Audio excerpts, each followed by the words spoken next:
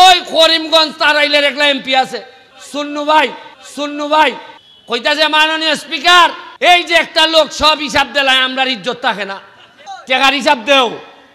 আমি এই কথা কইছিলাম দেখিয়া আমার নামে বিচার মহান সংসদ আর আমি এর বেটারে জিগাই তুমি নো বিরোধী দল তুমি সরকারের বিরোধিতা করতে তুমি আমার বিরোধিতা করো কিতা এর মানে হইল গিয়া এর আয়ের এক 4 মাস গেছে সরকারি বরাদ্দ পাইছি 29.5 কোটি কত পাইছি আগে জীবনে উনচুন্নি আগে থেকে ফার্স্ট টাকাও জানলাম না টাকা আইলো কোনাইন দিয়া গেল কোনাইন দিয়া এই জায়গার মধ্যে মিটিং হয়েছে অন্তত 50টা হয়েছে না আর আওয়াজের যন্ত্রণায় মসজিদে নামাজ পর্যন্ত ফরন গেছে না কিন্তু অত আওয়াজ হয়েছে টাকা বরাদ্দ আইছে এই আওয়াজটা থেকে উঠলাম না কোনোদিন কি কবাল আমার দেখুন আপনারা যে আমি জানাই দিছি যে 29 কোটি টাকা বরাদ্দ হয়েছে এই কারণে আমার নামে বিচার দিতে দিতে সংসদ ভবন পর্যন্ত বিচার দিছেন ওই করিমগঞ্জ তারাইলের একলা এমপি আছে তার নাম বিরোধী দল বেটা করে সুন্নু ভাই আমার বড় কষ্ট হয় তারাইল করিমগঞ্জের মানুষের লেগে সুন্নু ভাই আমার লেগে বিচার দিছে নিয়া সংসদ কইতাছে মাননীয় স্পিকার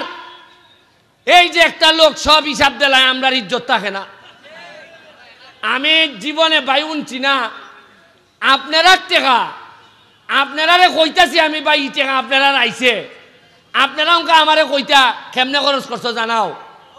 টেকার হিসাব দেও আমি এই কথা কইছিলাম দেখিয়া আমার নামে বিচার মহান সংসদ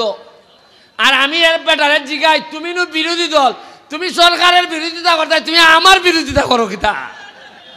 এর মানে হইল গিয়া এর আয়ের এক আর আমি পড়ছি বিপদ আজকে হইন একটা অভিজ্ঞতা গেছি ফানচরি একটা 25 একর জায়গার মধ্যে একটা ইকো পার্ক হোটেল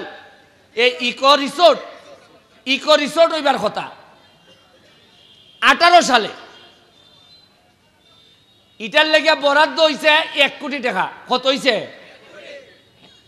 আজকে গিয়া দেখি আমি 1 কোটি টাকার মধ্যে 80 লাখ টাকা দিয়ে একটা পুকুর খনন করছেন আমি জিগাইলাম পুকুর খনন করতে অত টাকা লাগে কিতা কয়টা খনন না এটা পুকুর আসিল মানে পুকুর আসিল ইটারে আবার পুকুর খনন করছেন কইরা টাকা নাই 80 লাখ আহারে আবার খন লাগে মজা মারে ফজা ভাই আর আমরা খালি বইটা ভাই 1 কোটি টাকা ওই 2টা চেয়ার টেবিল বানাইয়া শেষ খাইলিছেন আমি আজকে কইয়া যাইতেছি যাতে আমার পরবর্তী প্রজন্ম যারা নেতা হইব এরাও যেন ইয়ে কইতে পারে যদি আমি 2 নম্বরই কইরা থাকি এরা যেন জানাই যায় তাতে সোনারঘাটের মানুষের ভাগ্য বদল হইব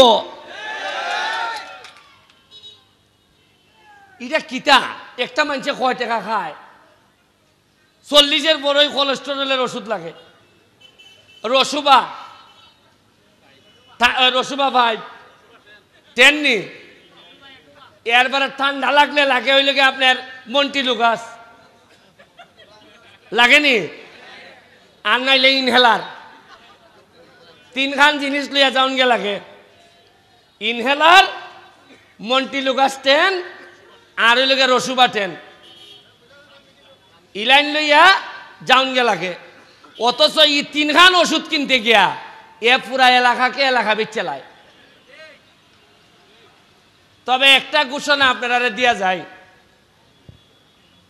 আমি নির্বাচনের আগের ফাঁস করে একটা কথা কইছিলাম আপনারা খেয়াল রাখবা একটা জিনিস খেয়াল রাখবা যে এমপি হইবার পর ব্যারিস্টার সুমনের কোনো সম্পদ বাড়ছে কিনা এখন দেখা গেল আমার টাকা আমি হিসাব দিছি এবার নির্বাচনে আমার কাছে নগদ আছে 9.5 লাখ কত আগামীবার নির্বাচনের সময় আমি যদি হিসাব দেই আমার কাছে আছে টাকা 9 কোটি, তে আপনার মনে প্রশ্ন আইবনি অত টাকা আমার আল্লাহ হইতে কি আইবনি? খালি কথা দিছি সোনারঘাট, মাধবপুর, ঢাকা, আমেরিকা, লন্ডন, পৃথিবীর কোনো জায়গায় আমি আর আমার পরিবার মানে হইল কি আমার বউ বাচ্চা, আমরা কোনো ধরনের সম্পদের মালিক হব না, ফ্ল্যাটও না, ফ্লোটও না। সোনারঘাট আমি নতুন কোনো আমার বাপের যে আছে ইলাইন তো আর আমি দিলাইতে পারতাম না, সোলমুখিতা দিয়া। ওই যে আমরা ফিরের বাজার যে বাসা খান আর বাসার সামনে যে আমরা সমিল উমিল যেটা আছে, এটা ছাড়া নতুন 1 শতাক জায়গাও আমি কিনতাম না। এর মানে আমার রুজি নাই। ব্যারিস্টার হিসাবে একটা মামলা করলে 5 লাখ টাকাও পাই। আরো অঙ্কায় এমপি হইবার পর রুজি আরো বাড়ছে। মানুষে মনে করে না বা সৎ মানুষ, তারে মামলাটা দেও। সব টাকা আইনা যে টাকা রুজি করে সব টাকা আইনা মাধবপুর সোনারঘাটের মাটিত মিশাই দিতেছি। এই যে মরাগাং, এটা জিতা করতে গিয়া বিল দিছে আমারে 113 থেকে কতদিন 125 দিন ধরে 2টা এক্সকাভেটর চলতেছে। খরচ করছি প্রায় 80 লাখ টাকা,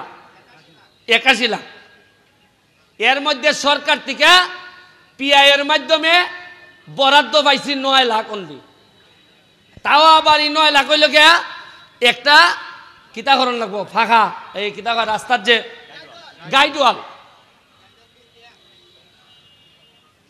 ইভন তো বরাদ্দ পাইছি খালি টিয়ার কাবিকা। এটা হইলে আমি যার ইচ্ছা দিতাম পারবো।